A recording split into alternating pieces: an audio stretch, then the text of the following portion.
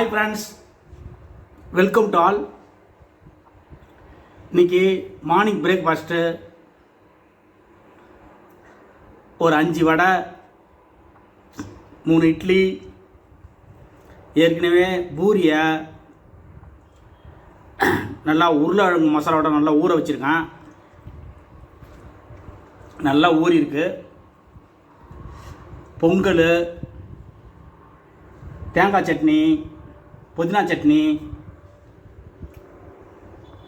எல்லாமே இருக்குது. அப்புறம் அது கூட சாம்பார்.